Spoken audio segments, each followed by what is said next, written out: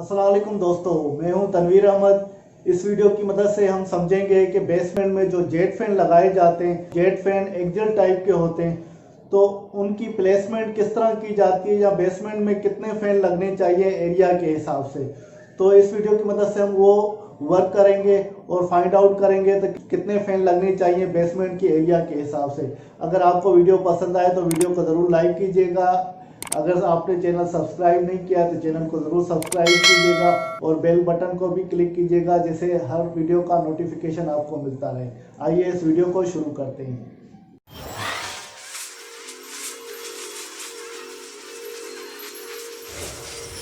दोस्तों, jet fan जो बेसमेंटों में लगाए जाते हैं या उनकी प्लेसमेंट होती है, उसमें जो सबसे कॉमन या आम फैन जो यूज़ होते हैं जेट फैन के, तो उनको हम एक्सियल फैन बोलते हैं। 25 न्यूटन थर्स के यूज़ होते हैं। 25 न्यूटन थर्स से मतलब है तो जो फैन चलेंगे तो उस पर फैन कितना फोर्स अप्लाई करेगा और वो हवा कहाँ तक दूर जाएगी, तो उसको हम थर्स्ट कहते हैं। अभी ये 25 न्यूटन थर्स का फ़ैन है जो एक्सियल जेट फैन है, वो एरिया जो कवर करता है 300 स्क्वायर मीटर एरिया को कवर करता है। इसका मतलब ये है कि स्क्वायर मीटर करेगा 30, उसके अंदर जो वेंटिलेशन होगी या स्मोक होगी उसको रिमूव करने के लिए ये काम आता है। इसी तरह ये दूसरा 32 न्यूटन का फ़ैन है, तो वो 400 स्क्वायर मीटर एरिया कवर करेगा। इसका मतलब है 400 स्क्वायर मीटर से वेंटिलेशन प्रॉपर करेगा या स्मोक एग्जस्ट करेगा। और तीसरा ये फ़ैन है 50 न्यूटन थर्स का, जो एरिया 500 स्क्वायर मीटर को कवर करता है। तो उसका मतलब यही हुआ कि 500 स्क्वायर मीटर के अंदर जो भी वेंटिलेशन या स्मोक है उसको रिमूव करता है, उसमें प्रॉपर वर्क करता है। जो ये 3 टाइप के जो न्यूटन के मैंने आपको फ़ैन बताए, 25 न्यूटन, 32 न्यूटन और 50 न्यूटन, ये कॉमनली इस्तेमाल होते हैं। और जो इनके अंदर एक फ़ैन से दूसरे फ़ैन के दरमियान जो डिस्टेंस रखा जाता है, अगर 2 जेट फैन जो एक्सियल लग रहे हैं उसके बीच में जो डिस्टेंस होना चाहिए या गैप होनी चाहिए, वो 25 मीटर की होनी चाहिए। तो इसको अभी समझते हैं। जैसे ये एक लेआउट है या बेसमेंट की है, या बेसमेंट में हमें जेट फैन लगाने हैं। अभी मालूम करना है तो जेट फैन कितने लगेंगे बेसमेंट में। ये बेसमेंट की एरिया है जो 100 मीटर बाय 60 मीटर। अगर इसकी एरिया निकालेंगे 100 मीटर बाय 60 मीटर तो 6000 स्क्वायर मीटर की ये एरिया निकल जाएगी। इस 6000 एरिया में जो बेसमेंट है इसमें जेट फैन कितने लगेंगे इसको हम समझते हैं।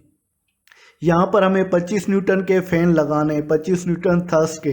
तो हमें उसका मालूम है 25 न्यूटन थर्स के फ़ैन लगाएंगे तो वो 25 न्यूटन थर्स का फ़ैन जो जेट फ़ैन है वो 300 स्क्वायर मीटर एरिया को कवर करता है।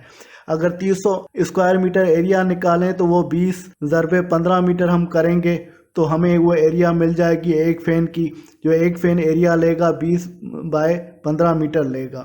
अगर ये जो हमारी 6000 स्क्वायर मीटर एरिया है उसको हम एक फ़ैन की एरिया से डिवाइड करें। जैसे ये टोटल बेसमेंट की एरिया 6000 है और उसको हमने एक फ़ैन की एरिया कितनी है, 300 स्क्वायर मीटर है।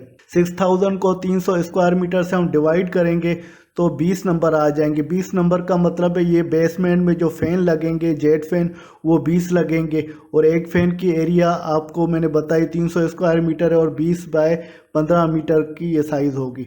ये भाग से एक 20 मीटर बाय 15 मीटर का एक भाग से, इसमें टोटल ये 20 भाग से, जैसे 1 2 3 4, 4 एकम 4, 4 दूनी 8, 4 तिया 12, 4 चौसला 4 पंजे 20। तो ये 20 हिस्सों में ये टोटल हमने एरिया को डिवाइड किया। इसका मतलब है ये 20 इसमें जेट फैन लगेंगे।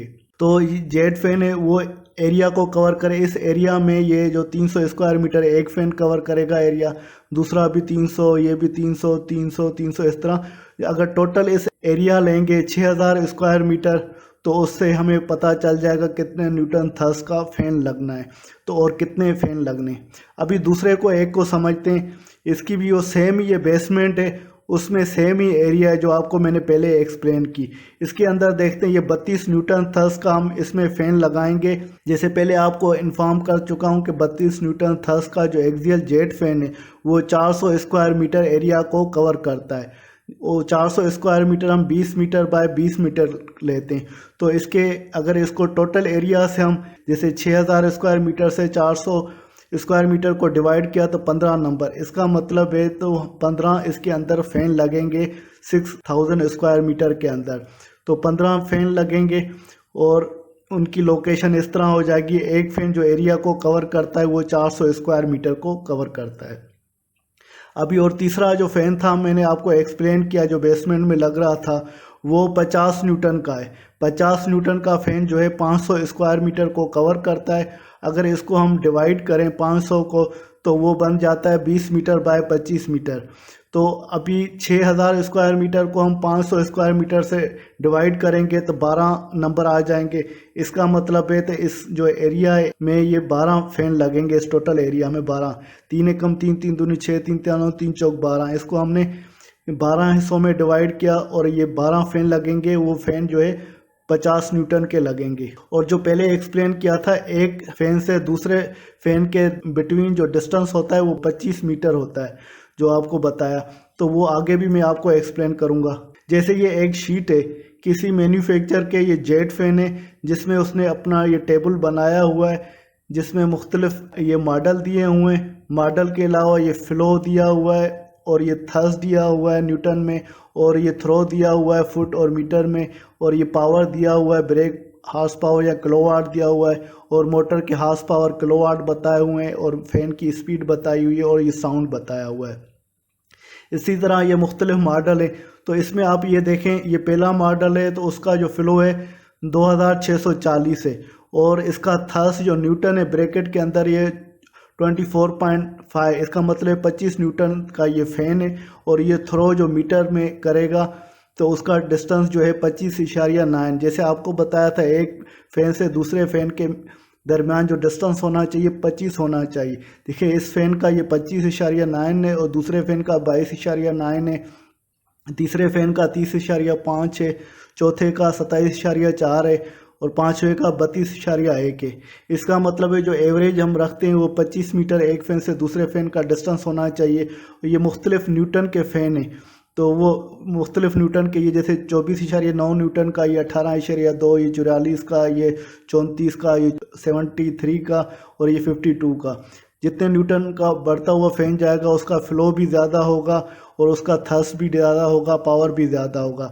ये से दूसरे मॉडल है, ये तीसरा मॉडल है, ये चौथा मॉडल है, ये पांचवा मॉडल है। आप इसको आराम से स्टडी करके देख सकते हैं और आपका ना कॉन्सेप्ट क्लियर कर सकते हैं। तो ये एक फ़ैन में कितना फ़्लो होना चाहिए, उसमें उसका कितना फ़्लो हो रहा है इस मॉडल के हिसाब से, और ये फ़ैन कितने थ्रो कर सकता है और उसका थ्रो का डिस्टेंस कितना होना चाहिए, और मोटर के हार्स पावर कितना होना चाहिए, मोटर की साइज़ कितनी हार्स पावर की होनी चाहिए, मोटर की स्पीड कितनी है, या साउंड इसमें फ़ैन में कितना होगा। और ये स्केच दिया हुआ है जेट फ़ैन का। जेट फ़ैन जो होता है एक्सियल टाइप का जेट फ़ैन होता है और उसके आगे और पीछे साइलेंसर या साउंड अटेन्यूएटर कहा जाता है वो लगाया जाता है। इसके लगाने का मकसद ये होता है जब ये फ़ैन चलता है तो वो साउंड प्रोड्यूस होता है या साउंड जनरेट होता है, उस साउंड को डिफ्यूज़ करने के लिए साइलेंसर लगाया जाता है। जैसे आपने मोटरसाइकिलों में देखा होगा, मोटरसाइकिल चलती हैं उसमें साइलेंसर लगा होता है। अगर बगैर साइलेंसर के आप मोटरसाइकिल को चलाएंगे कितना आवाज़ होता है, तो ये साइलेंसर लगाने का मकसद होता है तो उसको आवाज़ को रिड्यूस कर सकें, और इस तरह से इन फ़ैनों का आवाज़ रिड्यूस हो जाता है जैसे मुख्तलिफ मॉडलों में ये नज़र आ रहा है। और साउंड को 5 फीट से दूर से आपको चेक करना है। तो इसका 71 dB साउंड है, दूसरे का 69 है, तीसरे का 73 है। तो ये मुख्तलिफ फ़ैन है उसके साउंड। ऐसे मैन्युफैक्चर का ये डिपेंड करता है, हर मैन्युफैक्चर के यूनिट जो होते हैं जेट फ़ैन है उसमें साउंड की रेटिंग मुख्तलिफ होती है। दोस्तों उम्मीद है कि कार पार्किंग वेंटिलेशन की ये वीडियो आपको पसंद आई होगी। अगर आपको वीडियो पसंद आई है तो वीडियो को ज़रूर लाइक कीजिएगा, और अगर चैनल आपने सब्सक्राइब नहीं किया है तो चैनल को ज़रूर सब्सक्राइब कीजिएगा और कमेंट कीजिएगा कि ये वीडियो किस तरह लगी। इसके साथ तनवीर अहमद को इजाज़त दीजिए, अगली वीडियो तक अल्लाह हाफिज़।